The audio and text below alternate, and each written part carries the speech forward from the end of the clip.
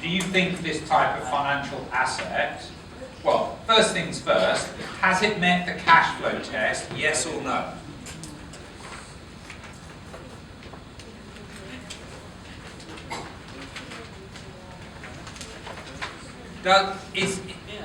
For white, is the cash flow test met, yes or no? The cash flow test is met when the instrument contains contractual payments on specified dates of specified amounts, which will represent the repayment of the interest and capital. Is the cash flow test met for white, yes or no? No, it's not met. Because the payments are variable. The payments are discretionary. You may or may not get the money. So therefore it is not debt. If it's not debt, it must be an equity instrument. So it must be at fair value. Is there an irrevocable election made to have the investment classified as fair value through OCI? No. So how must this be accounted for? Fair value through P&L. So, brief answer plan. This is a financial asset, and it's fair value through profit and loss account. The cash flow test is failed. Yeah? There are variable,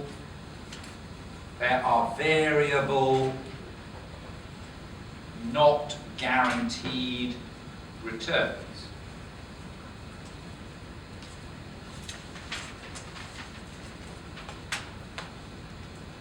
Therefore, it is an equity investment. Therefore, it is fair value. There is no election for fair value through OCI.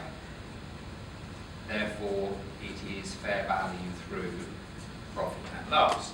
Now, if you begin to write that out in sentences, there's clearly 2 or 3 marks available in the whole chain of logic articulating how this is to be classified.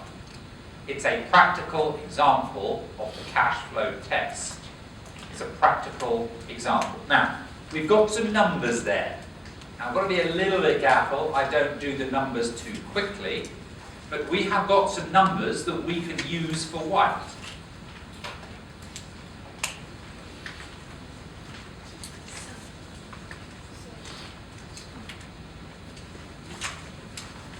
So it's an equity investment. Because it's an equity investment, it must be at fair value. The default is fair value through PF. You can have it at fair value through OCI, but only if you make an irrevocable election.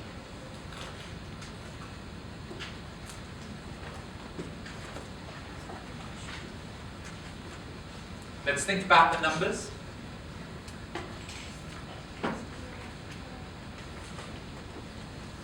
There'll be numbers in the P&L, there'll be numbers in the statement of financial position. So you'll have a non-current asset, presumably, fair value through profit and loss. And how much will that number be? 540. Yeah, I'm happy with that number, 540. What numbers would you have? What would you do with the transaction costs? If it's fair value through P&L, are the transaction costs capitalized or expensed? Expensed. So you would have the transaction costs, they would be expensed.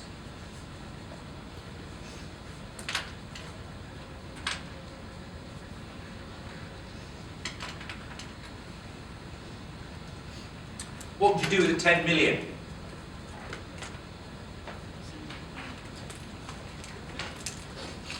That would be your investment income.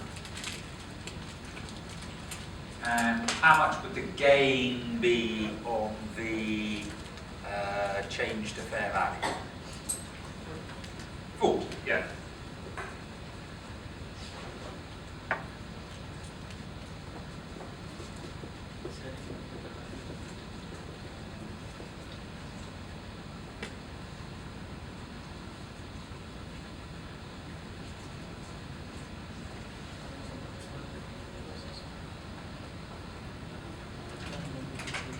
So, as it's a fair value through profit and loss account investment, the transaction costs are 2, the investment income is 10, the gain on the investment is 40, and the non-current asset is fair value through profit and loss account 540.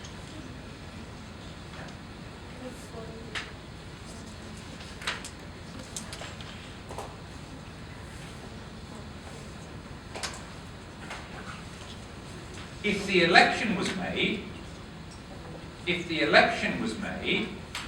and it was fair value through OCI, if the election was made and it was fair value through OCI,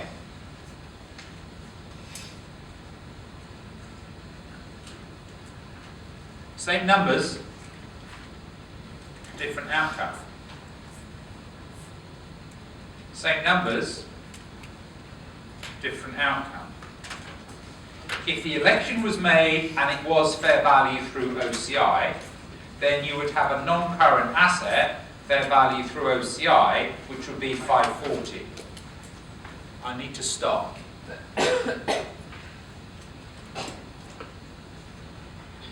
How much would be in OCI? 40 I'm offered, 40 I reject. 38 I accept.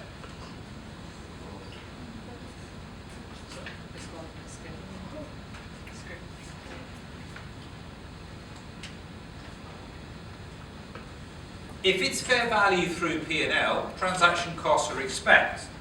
If it's fair value through OCI, your transaction costs are capitalised. So the gain would be here 540 minus 502.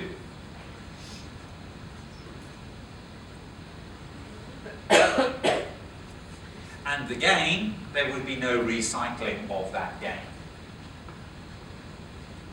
So what would you have in P&L? You wouldn't have your transaction costs. In fact, the only thing you would have in P&L would be your investment income.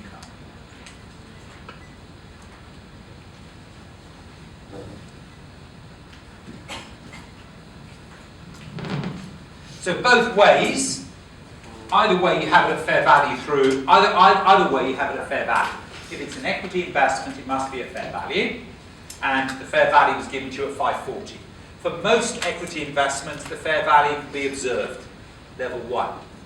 Yeah, and so it would just be given in the question. Yeah, transaction costs are capitalised for fair value through OCI, so the gain here would only be 38, the investment income is the same. Yeah, I'm happy. I'm happy. Yeah, difference there between the two methods of accounting for equity investments.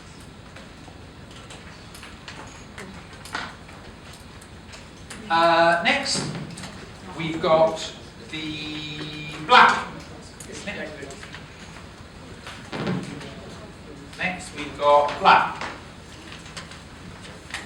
And we have got black now.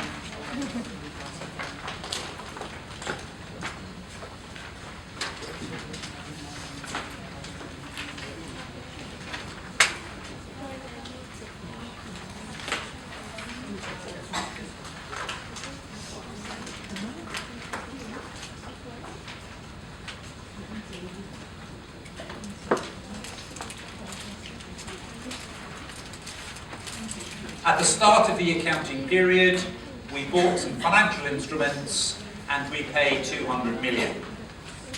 Now again, there's a transaction cost. This time the transaction cost is 2. So this time the transaction cost is 2.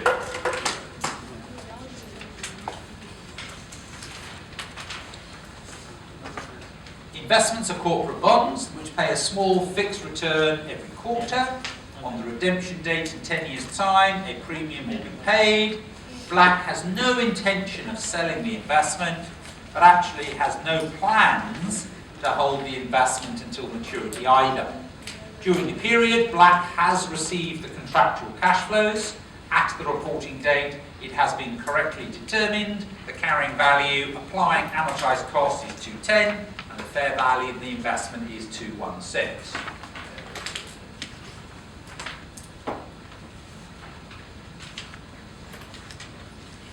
Has the cash flow test been met, yes or no? Yes, I think it has been met. There are contractual payments on specified dates representing the repayment of principal and interest, so the cash flow test has been met. Business model, are we going to hold it forever and never ever ever sell it? No. So we might sell it, so therefore the answer is fair value through OCI. Cash flow test is met. They are contractual, specified dates, representing payments of interest and capital,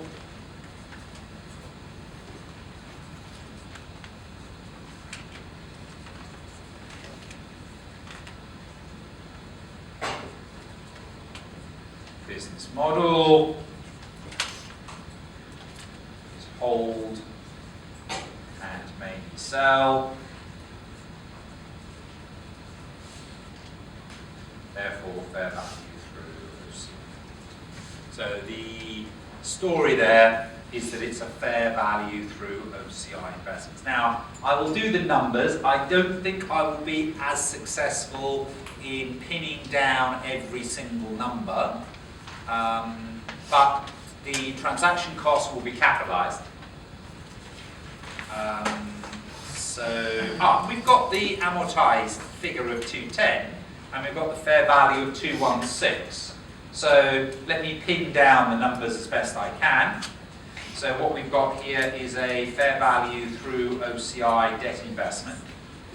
There will be P&L, there will be a gain in OCI, because it is 216 at fair value and 210 at amortized cost, so that is a gain of 6.